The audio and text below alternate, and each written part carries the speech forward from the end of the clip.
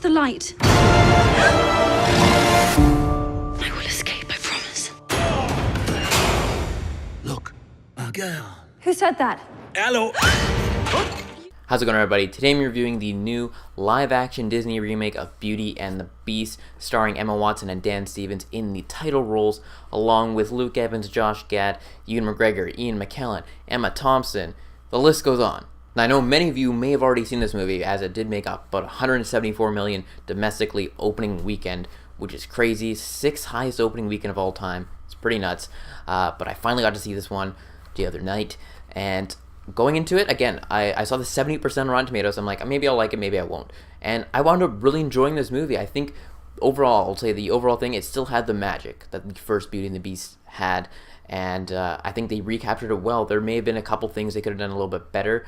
But overall, it's a solid remake. And if you're interested in it at all, definitely go see it if you have not seen it already. Let's start off with the cast itself. Emma Watson was great as Belle.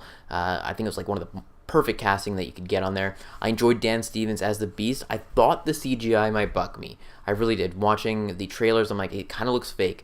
But once it happened on the big screen, I was watching it in IMAX, it didn't bother me. It didn't bother me at all. You can definitely see that it's still like Dan Stevens' eyes in the role, that they played around with that, everything else. But I think they had great chemistry together. I loved Ian McKellen and Ewan McGregor as both Lumiere and Cogsworth. Those were always my favorite characters from this movie as a kid. So I love seeing the Be Our Guest number. It was pretty great.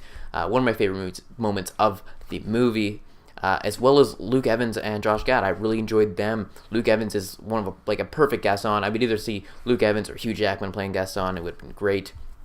But yeah, Luke Evans, fantastic. I also enjoyed Josh Gad. I think he was pretty funny in this movie. My girlfriend, on the other hand, she thought he was a little over the top a little bit and kind of too Josh Gad-y, if you could say it like that. But it didn't bother me myself. It might bother some other people that it's too much like Josh Gad, if that makes any sense.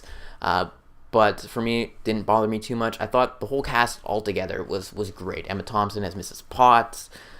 Kevin Kline as Belle's father was pretty great as well. I didn't know how big of a role he would have, and it turns out he has a pretty big role. They've also added a couple new musical numbers in it, and as much as I did like the songs in it, I don't know if they necessarily needed to add a whole lot of it, because I felt by the end of it, this is one of the negatives, I feel like it could have just been wrapped up a little bit quicker and just shortened a little bit.